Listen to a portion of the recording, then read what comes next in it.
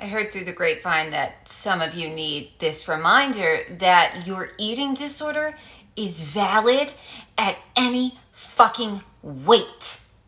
You don't need to get down to your goddamn birth weight for it to be valid, okay? Any weight, any size, any shape, all valid, all killing you. All of them killing you. Which is the most important part of things. I'm sick of hearing, I'm not sick enough. I'm not sick enough to get help. I'm not sick enough to deserve help. You basing your sickness on a number on a scale is fucking wild. Knowing that every time you stand up, you get dizzy. Anytime you can't even walk up a flight of stairs without huffing and puffing. Not because you're out of shape, because you're fucking malnourished. Okay? I don't care what the fuck you look like. You are not nourishing your body enough. And not even is it just not enough. You're fucking killing yourself with your behaviors. I don't care that a doctor says you're overweight. I don't care. I don't care that a doctor says you're normal weight. I don't care. I don't care what a fucking medical doctor says. Because 98% of medical doctors are completely fucking biased when it comes to weight. Point blank fucking period. This is how so many people die. Because people don't take them seriously about their eating disorder because of what their physical vessel looks like. Or you refuse to admit that you have an eating disorder because you're not in a skeletal vessel.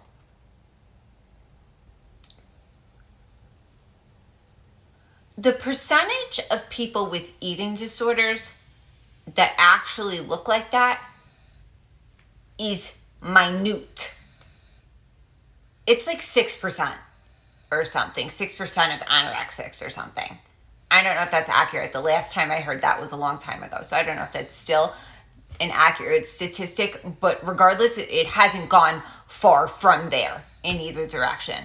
It's insane, and you know, the DSM doesn't help with that, okay? And society doesn't help with that. The people saying, oh, she looks anorexic doesn't help with that. Because when I say somebody looks anorexic, I don't mean it like they look skeletal. But I mean it. You can tell when somebody's starving themselves by their face and their coloring.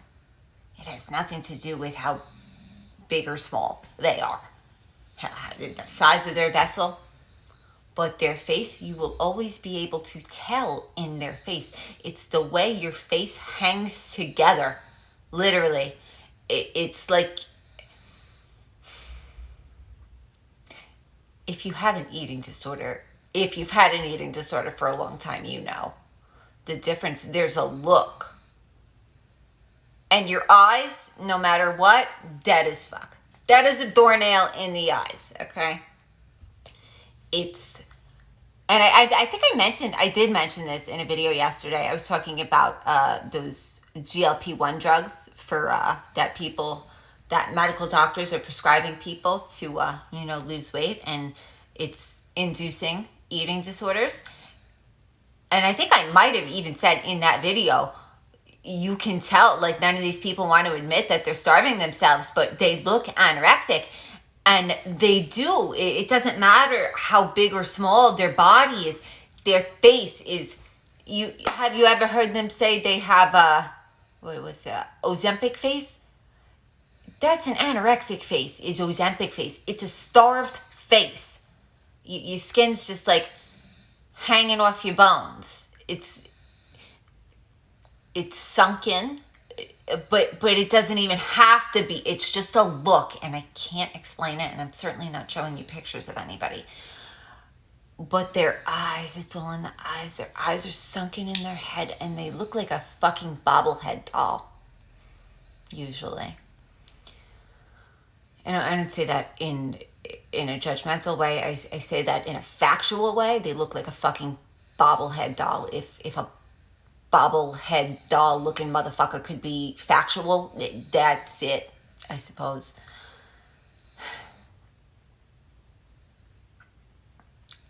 It's so much of this is the way society is set up. They make it almost impossible for anybody to feel validated in their illness. And it's on purpose. I need you to know that it's set up like that on purpose.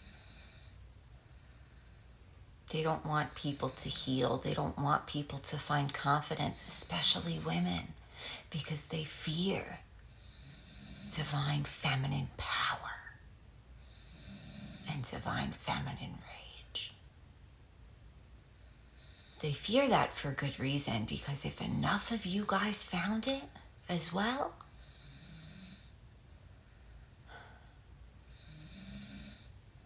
the world would never be the same. I need more of you to find it. Because once you do, you won't be afraid to speak out on anything and everything that matters. Your voice is your most powerful tool.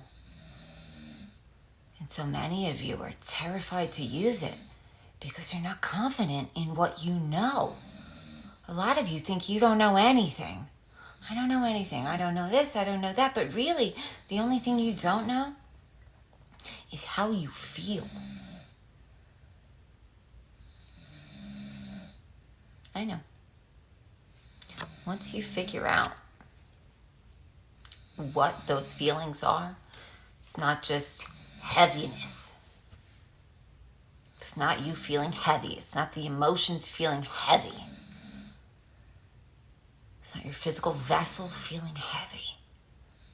Those are emotions that you don't know how to name.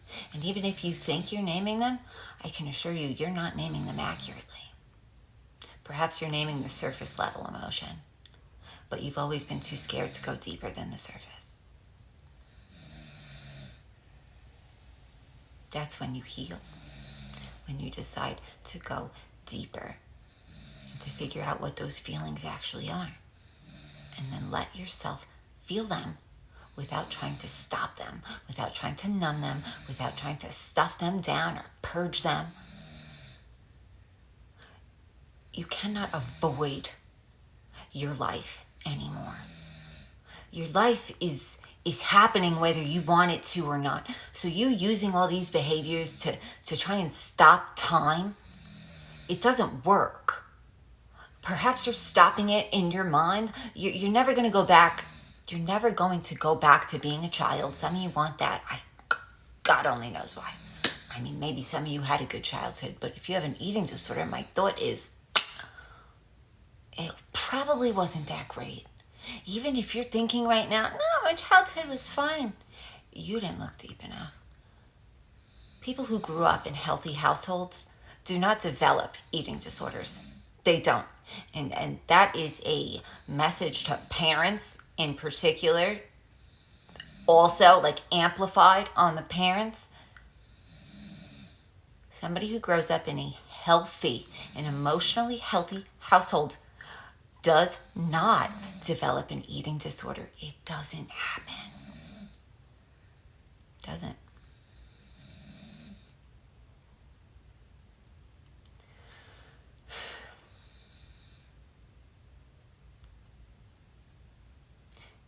You are as sick as you know you are.